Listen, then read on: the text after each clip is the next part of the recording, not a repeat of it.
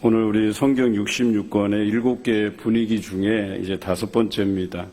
지난주에 우리 중간사를 했죠. 아마 여러분 중에서는 중간사 어디서 듣도 보도 못한 것을 처음 들었다 이렇게 생각하신 분들이 조금 있으신 것 같아요. 그래서 눈은 멀뚱멀뚱 뜨고 있는데 도대체 뭔 얘기를 하는 건지 이렇게 들으신 분들도 계시고, 또 어떤 분들은 여러분들께 나누어 드렸던 성경 전체 10분 스토리를 암송하고 계시는 분들은 이렇게 제가 쭉 둘러보면서 설교하면서 이렇게 지켜보니까 끄덕끄덕 하시면서, 또 제가 이렇게 질문 비슷하게 할 때 입으로 뻥긋뻥긋 하면서 대답도 하시는 분들이 계셨고요. 또 어떤 분들은 그래도 양심상 내가 그거 한번 받았으니까 미리 한번 읽어보자 하신 분들은 듣다가 저 이야기가 저 내용이었구나 라고 해서 더러 이해하시는 분들도 좀 계신 것 같아요. 소리를 좀 높여주실래요? 제가 잘 안 들리네. 제가 지금 목소리 상태가 좀 좋지 않아서요. 양해해 주시기 바라고요. 그래서 우리 성경 10분 스토리를 왜 암송하고 읽어야 되느냐. 우리가 성경 전체 이야기를 꿰뚫고 있어야 돼요. 여러분들께 나누어드린 그 자료는요, 성경 전체 이야기가 이렇다라고 하는 뼈대에 해당되는 거예요. 그러면 그 뼈대에다가 여러분들이 성경을 구체적으로 읽고 또 설교를 통해서 듣고 한 것들을 살을 붙여서 전체 이야기들을 만들어가는 거죠.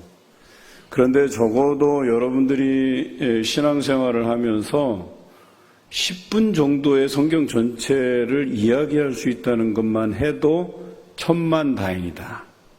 그 이야기인즉슨 대한민국 교인 중에 성경 전체를 10분 안에 요약할 수 있는 사람이 얼마나 되겠느냐라고 하는 거예요. 그러니까 여러분들 그 10분 스토리 암송하시고 날마다 읽으시고 적어도 하루에 한 번 이상은 읽어야 되지 않겠어요? 저 뒤에 보시면 2개를 붙여놨어요. 하나는 한글 버전으로, 하나는 영어 버전으로 제가 붙여놨어요. 그러니까 여러분들이 좀 오가시면서 읽으시고 날마다 이것이 여러분들에게 뼈가 되고 살이 되고 여러분 영에 유익한 것임을 기억하고 숙지하고 또 말씀을 들었으면 좋겠어요. 여러분 적어도 신앙인의 양심상 말씀을 듣는데 저거 듣던 이야기고 성경 어디에 나온 거고 이 정도는 돼야 되지 않겠어요? 그런데 들었는데 날마다 처음 같고 못 들은 이야기 같고 이러면 안 되지 않겠습니까? 이제 오늘 우리가 사복음서에 대해서 배우겠습니다.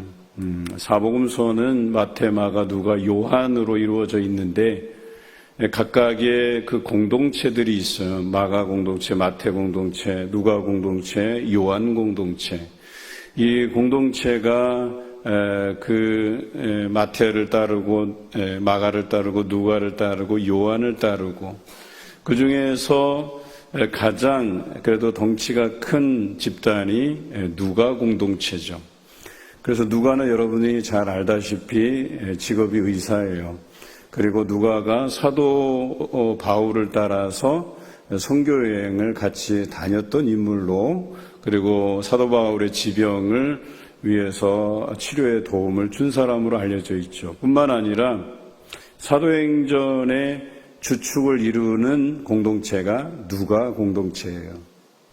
그런데 마태, 마가, 누가는 공관복음이라고 해서 관점을 같이 보는 성경이에요. 그러나 거기에는 각각의 특수 자료들이 있어요. 마태만 나오고 마가만 나오고 누가에만 나오는 말씀들이, 사건들이 있고, 또는 같이 마태, 마가, 누가 공통적으로 나오는 기사들이 있고, 마태, 누가만 나오는 게 있고, 마태, 마가만 나오는 자료가 있고, 이런 자료들을 특수 자료라고 해요. 그러나 대체적으로 예수 그리스도의 행적을 설명하는 데에 대해서는 부족하지 않아요. 굉장한 깊이를 가지고 있어요. 그러나 요한복음을 읽다 보면 좀 어렵다 하는 생각이 드실 거예요. 왜냐하면 요한복음은 마태, 마가, 누가를 해석한 복음서이기 때문에. 그래서 좀 더 깊이를 가지고 시간을 가지고 읽어야 돼요. 분량도 많지만 거기에 대한 해석들을 우리가 좀 깊이 묵상해야 될 필요가 있어요. 그래서 요한복음이 어렵습니다. 또한 요한복음을 쓸 때 신학적인 고려들이 있었기 때문에 아마 우리가 이해하기에는 쉽지 않을 수도 있겠다 하는 생각이 들어요. 그러나 동일하게 사복음서는 예수 그리스도의 행적을 써나가고 있다는 것은 똑같습니다. 우리가 이 사복음서를 한마디로 표현하자면 이것은 세례 요한에서 시작해서 예수 그리스도께서 완성하신 하나님 나라에 대한 이야기예요. 우리가 지난번 첫 번째 시간에 모세오경 때 그 모세오경을 통해서 세우려고 했던 나라가 무슨 나라라 그랬죠? 제사장 나라. 그래 아시는 분들이 계시네. 제사장 나라였었어요. 그런데 세례 요한으로부터 시작해서 예수님에게 이르기까지는 하나님 나라를 세팅하는 거예요. 하나님 나라를 세워가는 작업이 바로 사복음서에 나온다. 그러니까 모세오경, 구약에서는 모세오경의 시작이고 신약에서는 사복음서가 시작이잖아요. 이 모세오경은 제사장 나라의 세팅 과정이고 이 사복음서는 하나님 나라의 세팅 과정이에요. 그런데 뭐가 다르냐? 제사장 나라에서 중요한 게 뭐라 그랬어요? 하나님의 임재의 장소 성막, 그 제사를 집전하는 제사장, 그리고 그 제물을 드리는 사람, 이것이 중요하다고 그랬잖아요. 그러면 이 사복음서에서 말하는 하나님 나라에서 중요한 것은 뭘까요? 바로 예수 그리스도가 중심이 된다라고 하는 것이죠. 그래서 하나님께 예배 드리는 사람은 동일한데, 그러면 예수님께서 이 제사장 나라에서 필요한 제사장의 역할과 제물의 역할을 해야 된다는 얘기잖아요. 그래서 사복음서를 잘 읽고 묵상한 분들은 아실 거예요. 예수님이 자신을 어떻게 표현하셨어요? 천상의 제사장이며 어린 양이라고 표현하셨어요. 그러니까 예수님께서 친히 천상의 대제사장이 되시고 자신이 어린 양 제물이 되셨다, 이렇게 표현한 것이죠. 그래서 예수님이 완성하신 나라가 하나님 나라고, 이 과거에 있었던 소위 말해서 옛 언약의 중심이 되는 게 제사장 나라라고 하는 거예요. 그 제사장 나라의 그 5가지 제사. 그런데 이것이 신약에 와서 새 언약으로 바뀌는데 그 새 언약의 중심은 하나님의 나라를 이야기하고 있고 그 나라를 완성하시는 분이 예수 그리스도시다라고 하는 것이죠. 그래서 예수님께서 자신이 친히 대제사장이 되시고 어린 양 제물이 되셔서 자신을 십자가에 들이셨다라고 하는 것이죠.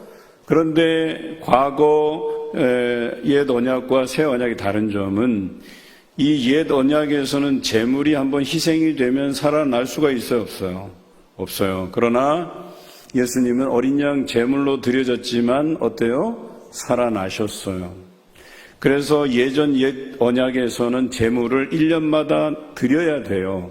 그러나 신약에 와서 예수님이 한 번 죽으신 걸로 우리의 모든 죄가 소멸됐다, 해결됐다라고 하는 것이죠. 그래서 우리가 그 죄를 해결받기 위해서 누구의 이름으로 기도해요? 예수님의 이름으로 기도하면 그 죄가 사해진다. 이것이 하나님 나라의 핵심적인 진리라고 하는 거예요.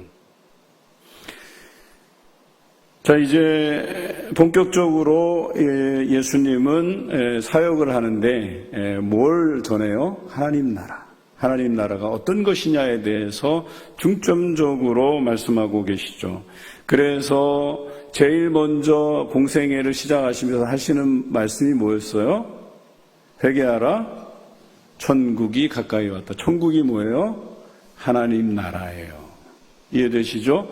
그래서 예수님께서 공생애를 시작하시면서 말씀하신 것이 하나님의 나라였었어요. 그리고 그분이 십자가상에서 죽으실 때 마지막 다 이루었다라고 말씀하신 것도 바로 하나님 나라가 다 이루어졌다 말씀하신 거예요. 그래서 이 땅에서 예수 그리스도를 주라 시인하는 사람에게는 하나님의 나라의 권세가 주어졌다. 이렇게 표현할 수 있겠죠. 그래서 하나님의 나라는 두 가지예요. 이루어진 하나님의 나라, 이것을 임하신 나라 그래요. 그 다음에 우리가 죽어서 갈 하나님의 나라, 천국을 임하실 하나님의 나라, 이렇게 표현하는 거예요. 그래서 요한복음에서 강조하는 것은 이미 이 땅에 하나님의 나라가 이루어졌다. 또 우리가 죽어서 갈 나라, 그 나라도 하나님의 나라다. 그래서 교회 안에서 예수 그리스도의 말씀을 배우고 그대로 실천하는 삶이 있는 공동체는, 그 교회는 이미 하나님의 나라가 이루어진 공동체로 보는 거예요. 그래서 임하신 하나님의 나라, 임하실 하나님의 나라, 이 두 가지로 구분되는 거죠. 사실은 동일해요. 이미 천국에서의 삶을 우리가 맛보는 거예요, 여기서. 오늘 우리 오후 찬양 예배를 하면서 찬양을 하는데 우리 전사님이 저랑 세대가 비슷해요. 그러다 보니까 찬양 선곡이 우리 때 불렀던 열심히 했던 그 찬양들이에요. 근데 들으니까 얼마나 은혜가 되는지, 저희가 젊은 시절에 막 열정을 불태우면서 하나님 앞에 찬양했던 그런 것들이거든요. 자, 그런 우리의 열정들을 불태워서 하나님을 높여드리고 예수 그리스도를 믿고 그분께서 우리에게 말씀하신 것들을 실천해 가면 바로 그것이 하나님의 나라라고 말씀하신 거죠. 자, 오늘 우리가 사복음서에는 4가지 주제를 가지고 있어요. 이 4가지 주제를 가지고 여러분 사복음서를 설명해 보고자 합니다. 첫째는 기쁨을 위한 탄생, 둘째는 한 영혼 사랑, 셋째는 용서를 향한 열정, 네 번째는 영광과 평화로의 초대. 우리 성경 아카데미 하신 분들은 이걸 노래로 계속 불렀었어요. 그래서 노래 부르면 이게 나와요. 기쁨이 위한 탄생, 한 영혼 사랑, 용서를 향한 열정, 영광과 평화로의 초대, 열리는 제자시대. 그러니까 제자시대는 사도행전이고, 이런 찬양을 계속 우리 아카데미에서 부르면서 성경 공부를 시작했었어요. 그게 3년 전이네요. 2021년 상반기부터 우리가 열심히 배우면서 지금까지 왔어요. 그 4가지 주제예요. 그래서 노래로도 알 수 있어요. 기쁨을 위한 탄생, 한 영혼 사랑, 용서를 향한 열정, 영광과 평화로의 초대. 이것이 예수님께서 행하신 4가지 큰 범주의 사역이라고 하는 것이죠. 첫째, 기쁨을 위한 탄생 이야기는 예수님이 탄생하시면서 자라가고 이제 공생애를 시작하는 이야기로 시작하고 있어요. 미가 선지자가 예수님의 탄생을 예고했죠. 어디에 탄생한다고요? 유대 베들레헴이라고 하는 작은 마을에서 그가 탄생할 것을 예언했지요. 그리고 예언대로 베들레헴에서 탄생하셨어요. 그리고 헤롯을 피해서 애굽으로 잠시 피신했다가 다시 돌아와서 어느 마을에서 지내셨죠? 갈릴리 나사렛이라는 동네에 지내셨어요. 그런데 이 나사렛이라고 하는 동네, 특히 갈릴리를 주변으로 하는 동네는요, 외면당한 도시예요. 전쟁만 나면 어때요? 다른 데 다 점령당하는데 그 중에서 제일 먼저 그래도 점령당하는 도시가 갈릴리 주변이에요. 거기가 식수가 있기 때문에 그래요. 물이 있기 때문에. 그래서 전쟁 나면 어디부터 공격해요? 양식 구할 만한데, 그 다음에 물 구할 만한데. 그리고 그 서쪽 쪽, 지중해 쪽으로 나아가면 이스라엘 평야가 있어요. 거기에 곡식 단지란 말이에요. 그러니까 늘 점령당하고 그렇게 정부로부터, 흔히 말해서 예루살렘을 중심으로 하는 그 왕들과 귀족들이 있는 그곳이 최후의 보루가 되고, 나머지 지역들은 날마다 점령당해서 그런 울분을 삼킬 수밖에 없는 그런 지역이었다라고 하는 것이죠. 우리나라도 이제 남북으로 갈라져 있는데 긴장 관계가 유지되면 제일 먼저 피해 있는 데가 어디예요? 강화도예요, 강화도. 그래서 강화도 주민들은 늘 분위기가 이렇게 안 좋아지면, 남북 간의 분위기가 안 좋아지면 늘 걱정이에요. 그리고 정부는 이거 전쟁 대비하기 위해서 강화도에다가 뭐 탱크며 뭐 포며 그냥 갖다 세워놓는 거예요. 그러니까 그 마을 가면 여기가 마을인지 전쟁터인지도 구분이 안 갈 만큼 그렇게 어려움을 당하는 지역이에요. 마찬가지로 갈릴리가 그런 지역이었었어요. 그런데 예수님께서 바로 그 갈릴리 나사렛이라는 동네에서 자라나셨다라고 하는 거예요. 누구보다도 그들의 어려운 실정을 정확히 이해하고 있는 분이셨다라고 하는 것이죠.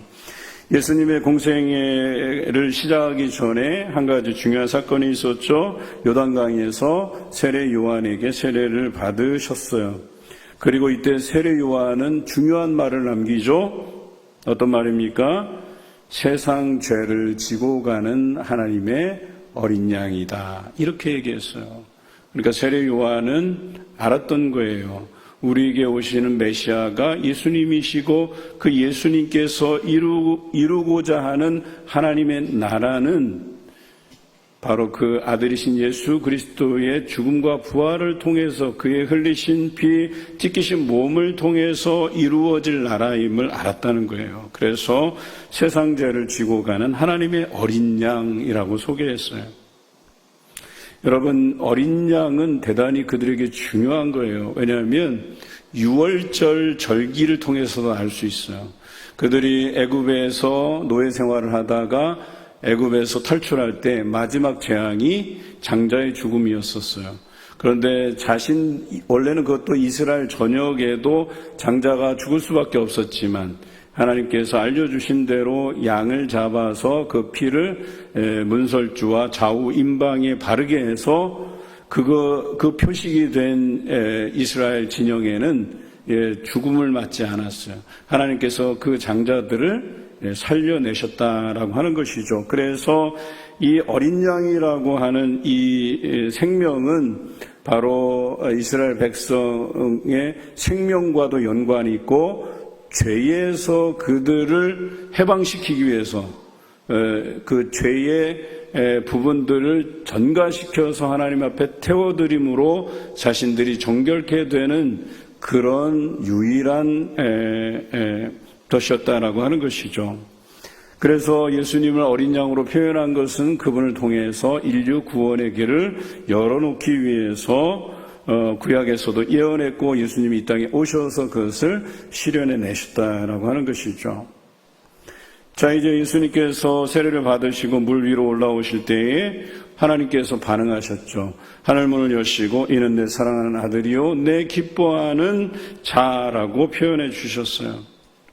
예수님의 신분에 대해서 정확히 말씀하신 거예요. 하나님의 아들, 내 기뻐하는 자, 이렇게 표현하고 계시죠. 자, 이때 예수님은 이제 본격적으로 공생애를 앞두고 40일 금식을 하게 되죠. 그리고 나서 광야에서 시험을 받게 됩니다. 그리고 3번 시험을 받았는데 이 3번 시험 받으신 것을 기록된 구약의 말씀으로 이겼다라고 하는 것이죠. 신명기에 기록된 말씀으로 3가지 유혹들을 다 이기셨어요. 이것은 뭐냐면 우리들도 예수 그리스도를 따르는 제자들로서 예수님이 이미 세상을 이기셨기 때문에 우리도 그분의 가르침대로 살아가면 세상을 이길 수 있다는 본보기를 우리에게 보여주신 것이에요. 말씀으로 이길 수 있다는 거예요. 그러나 말씀 없이는 이 세상을 이길 수 없다는 말도 되죠. 이후 예수님은 3년 동안 동역할 12제자를 부르십니다. 그리고 그들과 동지가 되시고 동행하시고 또 모든 일을 함께 동역하시면서 하나님의 나라를 전파하셨다라고 하는 것이 첫 번째 주제입니다. 그래서 이것을 기쁨을 위한 탄생.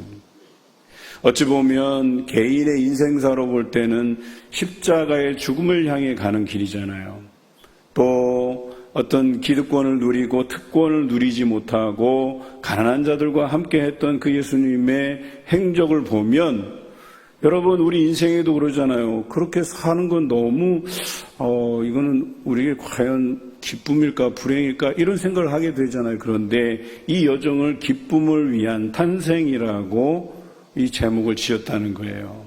그분은 자기가 십자가에 죽기까지 기꺼이 기쁘게 하나님의 나라를 위해서 사셨다라고 하는 것이죠. 다시 한번 강조하지만 예수님을 따르는 제자들이라면 그 기쁨으로 살아갈 수 있어야 된다. 그런데 그 길은 사실은 역설이라고 표현해야 되겠죠. 제 십자가를 지고 나를 따를 것이다. 그래서 십자가의 길이 어디 쉬운가요? 그럼에도 불구하고 그 길을 기쁨의 길이라고 표현하고 있다라고 하는 것이죠. 여러분 기쁘십니까? 네, 별로 안 기쁘신 것 같아요. 다시 한번 묻겠습니다. 여러분 기쁘십니까? 예, 여러분의 믿음대로 될 줄로 믿습니다. 둘째는 한 영혼 사랑의 이야기예요. 예수님은 공생의 3년 동안에 하나님 사랑을 말씀하셨어요. 또 많은 기적을 행하셨어요. 그리고 한 영혼의 가치를 천하보다 귀하다고 말씀하셨어요. 그리고 예수님은 그것을 실천하셨어요. 예수님은 먹이시고 고치시고 가르치시고 용서하시고 기도하시는 그 실천을 통해서 한 영혼 사랑을 이루셨어요. 마가의 기록에 의하면 예수님께서 식사할 겨를도 없이 바쁘셨다라고 기록하고 있어요. 그 한 예가 이거예요.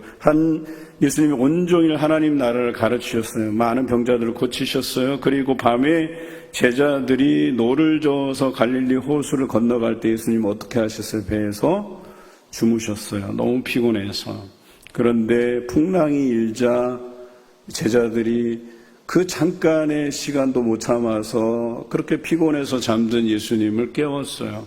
그렇게 해서 그 거센 풍랑을 잠잠케 하셨죠. 그런데요, 더 중요한 사건은 그 갈릴리 호수를 넘어가서 누구를 만났냐, 도대체 뭔 사역을 했냐라고 하는 거예요.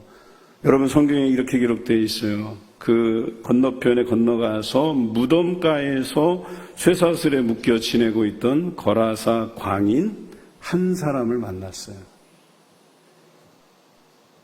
여러분 많은 사람들 만나고 가르치고 병자들을 고치고 그 피곤한 몸을 잠시 배에 뉘었다가 그것도 중간에 깨어나서 풍랑을 잠잠케 하시고 건너가서 우리가 생각하기엔 아주 많은 사람들을 만나고 거기서 아주 굉장히 큰 기적 같은 일들을 행하실 줄 알았는데 단 한 사람을 만나기 위해서 가셨다는 거예요. 그리고 그 귀신 들린 자를 하나님께서 해방시켜 주셨다. 귀신으로부터 해방시켜 주셨다라고 하는 거예요. 바로 이것이 예수님의 한 영혼 사랑에 대한 이야기예요. 여러분 성경을 읽을 때는 그래서 통으로 읽는 거예요. 부분적으로 읽어서 되는 게 아니고 이렇게 예수님의 행적이 이러한데 그리고 이 일 후에 어떤 일이 일어나는데 이 한 사람을 만나기 위해서 그 피곤한 몸을 이끌고 그 갈릴리 호수를 건너갔을까? 그것을 묵상해 보면 예수님이 한 영혼이 천하보다 귀하다라고 하는 것을 알게 돼요. 그리고 그것을 몸소 실천했다라고 하는 것을 알게 돼요. 뿐만 아니라 한 영혼 사랑을 위한 그 일들을 위해서 사마리아를 기꺼이 가잖아요. 다른 사람들이 사마리아인들을 미워하고 적대시하고 그들이 혼혈이 됐다 해서 미워하는데 증오하는데 예수님께서는 그곳에 가셔서 그 우물가에 선 한 여인의 구원을 위해서 가셨다라고 하는 거예요. 아마 많은 사람들이 왜 저런 데 가시나 이렇게 하셨을지 몰라요. 그러나 예수님께서는 그런 곳까지 가신다는 거예요.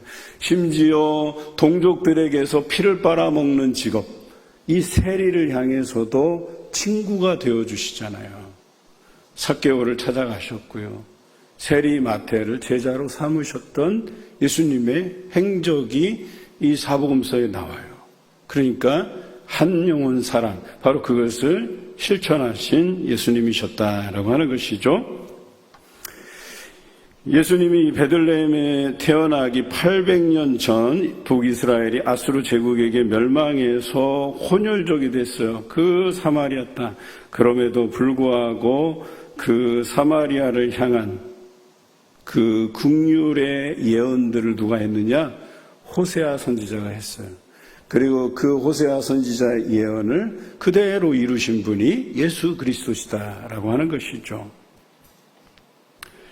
예수님은 로마 제국의 정책에 따라서 세리가 된 사람, 또 창기로 전락한 사람, 노예로 전락한 사람, 이런 사람들의 비빌 언덕이 되어주셨다라고 하는 것이죠. 이것이 대단히 중요해요. 그리고 그분이 나사렛에서 살아간 그 삶도 역시나 대단히 중요한 의미가 있다는 거예요. 여러분, 선교사님들이 선교지에 나가서 가장 중요한 사역이 무엇인지 아십니까? 복음을 전하기 전에 그들의 삶과 동일하게 살아가는 거예요. 지난번에 우리 최인규 선교사님 모리셔스에서 사역하시는 이야기를 좀 들으셨죠.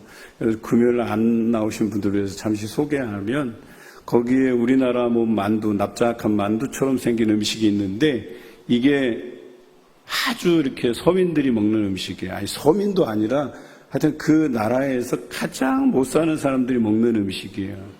그런데 처음에는 그게 그런 의미인지도 모르고 사드셨는데 맛있으셨나 봐. 그런데 매일같이 가서 아침마다 그것을 사 먹으니까 주변의 사람들이 왜 선교사님이 그런 음식을 먹냐고. 그러니까 그동안의 분들은 좀 좋은 음식을 먹으셨나 봐요. 그러니까 적어도 교회 목회하신 목사님이나 선교사님들은 그거보다 더 나은 음식을 먹어야 되는데 왜 이분은 그거를 그렇게 드셨냐 이거예요. 그때 선교사님이 알았어요. 아, 이들을 이해하기 위해서는 이 음식을 매일 먹어야 되겠다. 그래서 매일 드신대요. 지금도 드시는 건지 모르겠지만 뭐 드시겠죠. 제 학교 후배이기도 하지만 참 좋은 선교사님이세요. 설교도 얼마나 잘하는데, 저보다 훨씬 나은 사람인데 그렇게 하나님께서 가라 하시니까 그 어려운 남아프리카 공화국에 가서 고생하고, 또 그 옆에 모리셔스 섬에 또 청빙되어 가셔서 다시 이렇게 제대로 온전히 서 있지 못한 장로 교회들을 위해서 그렇게 섬기고 계시잖아요. 예수님이 그러하셨다는 거예요. 한 영혼 사랑을 위해서 자신을 기꺼이 내어드리고 낮아지기까지 하셨다라고 하는 것이죠. 목회자들, 선교사님들 다 똑같아요. 그들과 살아내는 것이 선교죠. 그들과 어울리는 것이 선교죠. 목회죠. 오늘 우리 한 가정이 또 저희 교회를 방문해 주셨는데, 우리 임순자 집사님, 또 우리 강 집사님이 2021년 우리가 방문했을 때 그 기억이 아직도 생생해요. 그 가까운 곳에 차 세워놓고 들어갔을 때 대문이 열려져 있고 목욕차가 그때 들어와 있었어요. 그래서 우리 강 집사님이 그때 몸이 불편하실 때예요. 그래갖고 우리 이성화 권사님하고 제 아내하고 가서 얼굴 뵙고 그 마당에서 같이 손붙잡고 기도했던 기억이 나요. 그런데 그렇게 할 수밖에 없는 게, 예수님께서는 그보다 더한 일도 하셨는데 목회자가 그 가정 방문하는 게 뭐 대단한 일이라고. 오늘 오셔서 이제 살 날이 얼마 남지 않아서 목사님이 좀 와서 같이 예배드려 주셨으면 좋겠다. 얼마든지 가야 되는 것이죠. 여러분, 한 영혼 사랑이라는 게 그런 것들이에요. 여러분이 요청하면 언제든지 달려가야 되는 것이고, 그거는 목사의 직임뿐만 아니라 선교사든 또 아니면 우리 평신도든 상관없이 달려가야 되는 거예요. 그것을 외면하면 안 되는 것이죠. 그런데 예수님께서 바로 그러한 사람들의 비빌 언덕이 되셨다라고 하는 것이죠. 자, 이제 세 번째 주제인데요. 용서를 향한 열정입니다. 예수님의 마지막 사역은 유월절을 중심으로 예루살렘 안에서 일주일간 이루어졌어요. 모든 인생의 죄를 용서하시기 위해서 십자가를 향한 열정을 쏟아내 놓은 그런 일주일이었습니다. 여러분, 이스라엘의 성지순례를 가면 반드시 가야 되는 게 바로 예수님께서 걸어가신 그 발자취를 돌아보는 일이에요. 원래 코스는 이래요. 지금은 이집트에 가지 못하잖아요. 그 테러 위험성 때문에. 그게 언제냐면 제가 성지순례를 다녀오고 나서 한 달 후에 그 이집트와 이스라엘의 그 국경이 있는데 에일랏이라고 하는 부분이에요. 거기에서 폭탄 테러가 났어요. 걸어서 가서 이제 입국 절차를 이제 마치고 돌아와서 버스를 타고 이제 통과하면 되는데, 갔다가 오는데 사람들이 일부 타고 이제 운전하시는 분이 계시고, 이제 이 지점에서 그 여행사의 사장이 나와요. 그 사장님이 이제 거기서 인사를 하시는데, 보니까 이제 폭탄을 짊어진 수상한 사람이 뛰어드는 걸 잡아다가 끌어내려서 내린 상황에서 터진 거예요. 그래서 사장님 돌아가시고 별세하시고 그 운전사는 좀 다치고, 그분이 한 달 전에 제가 그분을 뵀던 분이에요. 그러고 나서 이제 이집트가 통제가 됐는데, 원래 코스는 이집트에서 출발해서 거기에서 뭐 카타콤이라든지 또 알렉산드리아라든지 카이로 이런 데를 다 들려야 돼요. 다 들리고 수에즈 운하를 건너서 버스를 타고 시나이 반도를 쭉 내려오는 여정이에요. 원래는 한 7시간 정도 내려오면 거기에서 시내산으로 뚫린 길이 있어요. 그런데 그때는 여기에 반군들이 점령하고 있던 때라 저희 때 완전히 반대편으로 돌아서 들어갔어요. 그래서 한 10시간 버스를 탔어요.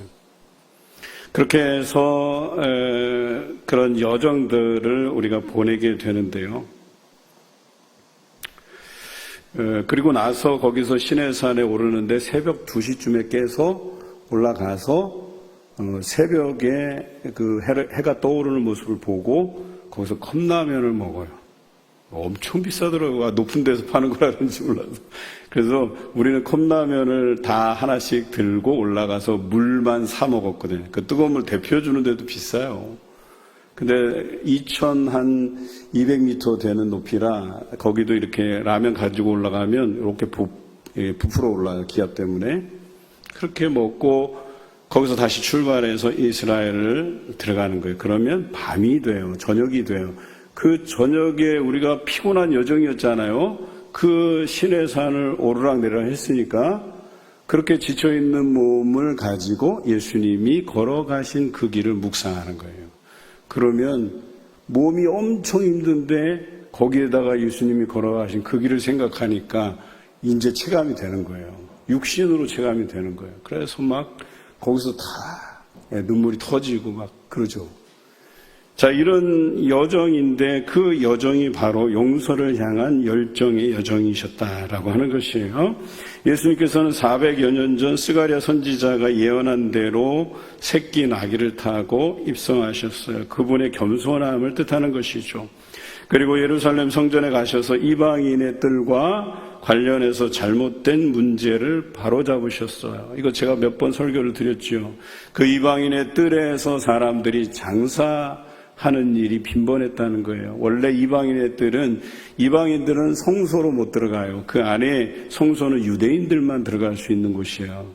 그러니까 이방인들은 다 그 이방인의 뜰, 거기에서 하나님께 기도하는 장소였다는 거예요. 그러나 그 기도하는 장소를 장사치들이 종교 지도자들에게 뇌물을 바치고 좋은 명당 자리를 잡아서 양과 염소, 각종 비둘기, 또 환전소 이런 걸 만들어서 기도하는 장소가 아니라 물건 파는 장소로 만든 것에 대해서 예수님이 격분하셔서 그 장사치들의 것들을 들러엎으시고 여기는 만민이 기도하는 집이라 말씀하신 거죠. 그리고 종교 지도자들과 논쟁하시고 그곳에서 제자들에게 종말과 예루살렘의 멸망과 재림에 대해서 말씀하시면서 마지막 일주일을 보내셨어요. 왜 이런 어쩌면 예수님이 살아서 좀 더 많은 시간들을 여러 곳에 다니면서 복음도 전하시고 하나님 나라를 선포하시고 이러면 얼마나 좋을까. 그러나 하나님께서 예수님에게 주신 사명 중에 가장 중요한 것, 그곳에서 십자가에 죽으셔야만 인류 구원을 이룰 수 있으셨기 때문에 그 일주일의 여정, 그들을 용서하시기 위한 그 대단한 열정을 가지고 하시죠. 그리고 반대편에서는 어때요? 그동안 자기네들이 이끌어져 왔던 그 조직, 또 자신들이 그 기득권을 누릴 수 있었던 그 시스템, 이것을 망가뜨리기 싫어서 예수님을 그냥 죽여버리고자 그들이 다짐했다는 거죠. 원래는 사두개인들과 바리새파 사람들이 어울리지 않아요. 원래 부활이 있다 없다 이 논쟁을 통해서 날마다 다투어왔거든요. 사도 바울이 지혜로웠던 것은 자신이 붙잡혀서 죽게 되었을 때 부활 논쟁을 일으켜버려요. 그랬더니 사두개인들과 바리새파 사람들이 싸우게 되고 그 틈에 이 사도 바울이 살 길이 생겨요. 그래서 자신의 로마 시민권을 통해서 이제 로마로 압송되게 되죠. 그만큼 사두개인과 바리새인들이 어울리지 않는 부류들이 예수님 죽이는 데는 똑같이 합작해서 예수님을 일주일 만에 죽여버렸다라고 하는 것이죠. 왜냐하면 자신들의 밥그릇 싸움이었었어요. 옛 언약이면 바로 이 성전에 나와서 3대 절기 지켜야 되고 대속제일 지켜야 되고 그리고 양과 염소들 가져와서 드리면 거기에 떨어지는 자신의 몫이 있잖아요. 그런데 더 이상 이 구조가 아니라 예수 그리스도를 믿고 세례를 받으면 구원 얻을 수 있다고 하니, 그래서 사람들이 세례 요한이 요단강에서 세례를 줄 때 많은 사람들이 몰려드는데 이게 어찌된 일인가 하고 서기관들과 율법학자들이 거기에 쫓아가잖아요. 바리새인들이 쫓아가잖아요. 그때 세례 요한이 그들 향해서 뭐라 그랬어요? 이 독사의 자식들아, 이렇게 쌍욕을 해댔죠. 여러분, 욕 들어먹을 만하죠. 이 땅에 하나님의 나라를 세워가시기 위해서 예수님께서 직접 오셨는데 그 비유를 어떻게 설명하고 있어요? 농장의 주인이 그 농장 맡은 사람들에게 얼마를 이렇게 너희들이 얼마나 열매를 맺었는지 그것을 받기 위해서 품꾼을 보내는데 어때요? 다 죽여버리죠. 그래서 나중에 농장 주인이 뭐라 그래요?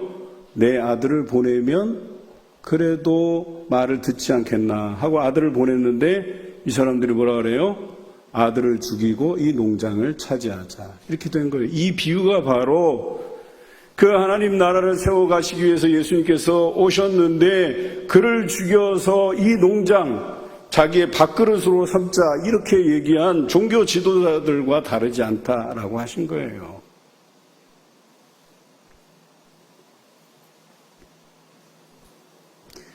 이때 예수님은 제자들과 함께 1500년 된 유월절을 마지막으로 지키시고 이제 첫 번째 성찬식을 거행하게 되죠.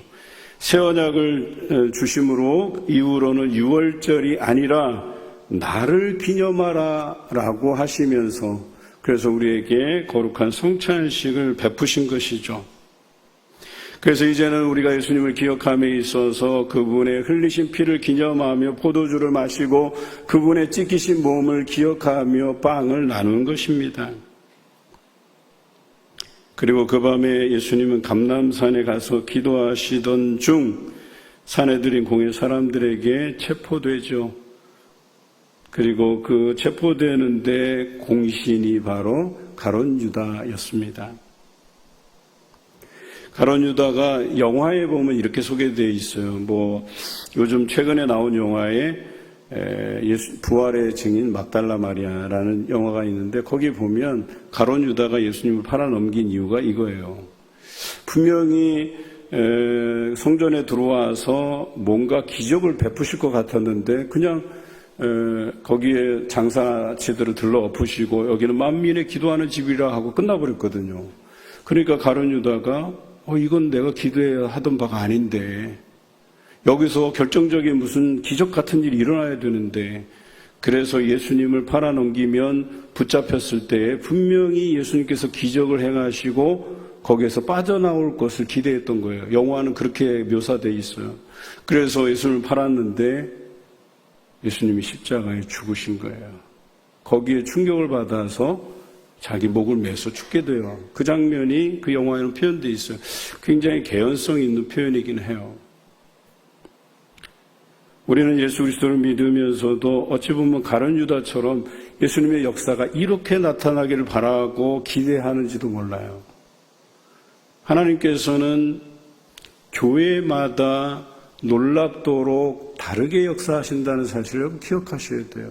그 교회는 저렇게 부흥하고 이 교회는 이렇게 부흥하고 이 교회는 시련 가운데 있다가 또 이후에 다시 재건하고 회복시키시고, 어떤 교회들은 아무런 문제 없이 크게 성장해가는 교회들도 있고, 어떤 교회는 그렇게 성장하다 갑자기 어떤 일들로 인해서 주저앉고 성도들이 흩어지기도 하고. 그런데 우리 기대는 뭐예요? 잘 되는 교회 보면 요게 샘플이고 요렇게 가야 되는데, 아닙니다. 교회들마다 다르게 역사하시고 하나님이 여러분 개인에게 역사하시는 방법들이 다 달라요. 그런데 어찌 내 기준 가지고 그걸 평가하고, 이 사람은 신앙 좋은 사람, 저 사람은 신앙 안 좋은 사람, 오직 그것을 평가하시는 분 하나님 한 분뿐이시고 말씀을 기준으로 하는 것밖에는 없어요. 우리 스스로가 우리 자신들을 돌아보아야 된다는 것이죠. 예수님께서는 십자가에서 다 이루었다고 선언하는 순간 성전 휘장이 아래로 찢어졌다고 기록되어 있어요. 예수님이 율법과 선지서의 완성으로 단번 제사를 드리신 후에 우리를 위한 새로운 살 길의 휘장이 되심으로 인해서 하나님 나라 복음을 완성하신 것이죠. 이로써 1500년의 제사장 나라가 없어진 것이 아니고 그 1500년 동안 이어져 왔던 제사장의 나라가 하나님 나라로 수렴된 거예요. 그래서 우리는 옛 언약이 하찮다, 필요 없다, 이게 아니에요. 그 옛 언약이 새 언약으로 수렴됐다, 이거예요. 이게 중요한 표현이에요. 마지막으로 넷째는 영광과 평화로의 초대입니다. 아주 쉽게 설명하면 십자가 승리의 이야기예요. 예수님께서 그러고 난 뒤에 이제 여러 제자들에게 나타나 보이시고 부활하시잖아요. 그리고 승천하시잖아요. 그 승천하신 이후에 제자들의 삶을 보시라는 거예요.